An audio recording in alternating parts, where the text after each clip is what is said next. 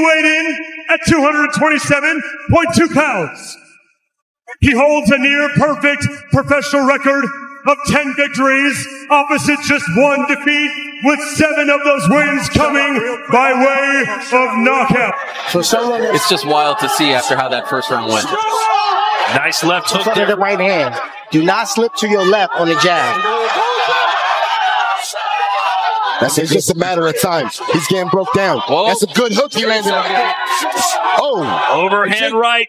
A minute 15 seconds away from the midpoint of this fight, and now Davis trying to... The 2025 showdown between Jake Paul and Gervonta Tank Davis opened like a scene written for chaos.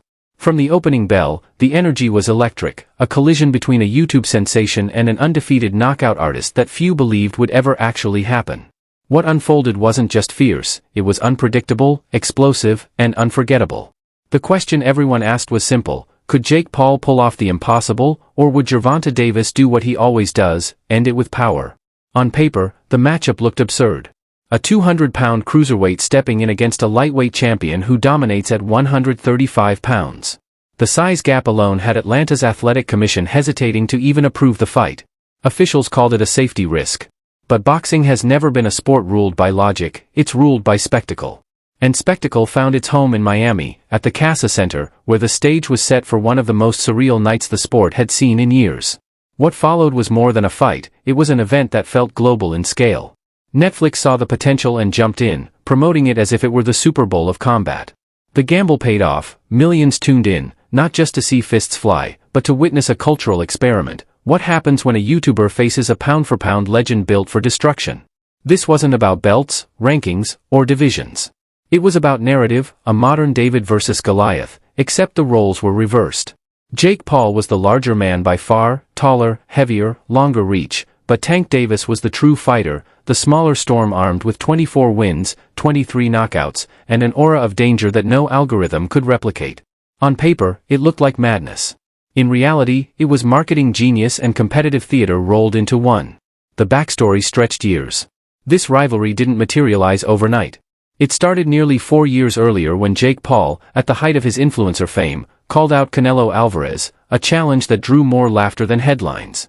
That's when Gervonta Davis fired back, famously saying he'd beat the brakes off Jake Paul.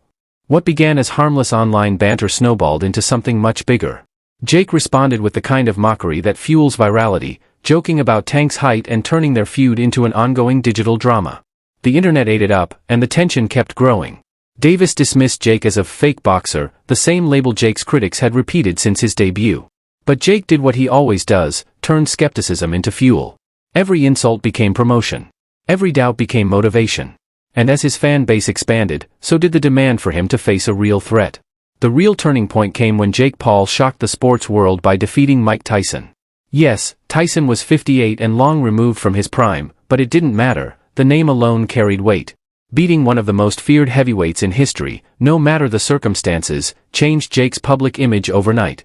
What was once a sideshow suddenly looked like a career. Jake called it the biggest win of his life. Critics called it a robbery, claiming Tyson looked slow, tired, and shouldn't have been in the ring. But the headlines were written, the audience was convinced, and the buzz was undeniable. From there, the collision course was inevitable. Jake Paul, the disruptor who turned celebrity boxing into a billion-view business, versus Gervonta Tank Davis, the unbeaten destroyer with nothing left to prove and everything to lose if the outsider somehow won. The stage was set not just for a fight, but for a moment that blurred every line, between athlete and entertainer, competition and content, legacy and leverage. And when the lights finally hit the ring, one truth stood out: this wasn't just about boxing anymore. It was about control, of narratives, of audiences, and of the future of the sport itself. Just when critics thought Jake Paul had reached his limit, he doubled down, and the noise surrounding him only got louder. Promoter Eddie Hearn called the Tyson fight an embarrassment. Others labeled it a circus act. But love him or hate him, Jake knew how to turn controversy into fuel. For him, the win wasn't about Tyson's age, it was about beating a legend, making headlines, and keeping his name at the top of the sports conversation. In the weeks that followed, everyone had something to say. Colby Covington mocked him. Claressa Shields laughed off the performance, calling it all flash, no foundation. Even Francis Ngannou joked that he'd slap Jake back to reality. And Andre Ward, the respected former champion, summed it up best: if Jake Paul wanted real respect, He had to fight a real contender. But instead of shrinking from the spotlight, Jake leaned into it. Every insult became a soundbite. Every meme, another headline. Slowly, the joke became serious. The YouTuber who wasn't supposed to last had become a legitimate draw. And for the first time in years, boxing had found a new kind of villain, one people couldn't stop watching.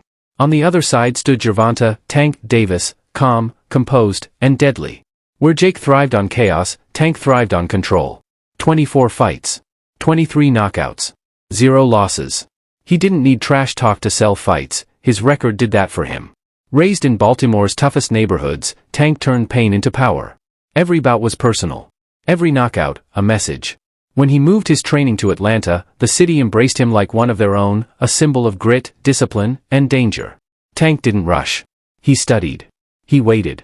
Then he struck, and when he landed, the night usually ended right there. That's what made this matchup feel like a trap Jake Paul had walked straight into. He'd beaten former MMA champions, aging legends, and internet personalities, but Tank was none of those. He was in his prime, precise, and carrying one of the highest knockout ratios in modern boxing. No gimmicks. No weaknesses. Just raw, tested skill. The stage was set for a collision unlike anything the sport had seen. Jake Paul, the loud disruptor who sold fights like blockbuster premieres, versus Gervonta Davis, the quiet destroyer who let his fists do the talking. One built his empire on attention. The other on annihilation. By the time fight week arrived, Miami transformed into a war zone of hype. Netflix turned the event into a global spectacle. Billboards glowed across the skyline, countdown clocks ticked on giant screens, and every major outlet swarmed the fighters for a quote. At the final press conference, Jake played the villain perfectly, crouching to mock Tank's height, cracking jokes, feeding the cameras. Tank didn't smile. Didn't flinch. He stared straight at Jake and said, coldly, "I'm putting you in a body bag." The room went silent. Then chaos erupted. The headline was born. Every face-off after that felt like a spark waiting for ignition. Jake kept playing his part, stirring the storm, while Tank stood in the eye of it, patient, focused, and ready to detonate. And when fight night finally arrived, the world tuned in, not just to see who would win, but to see if Jake Paul could survive the power of a man who never needed words to prove a point.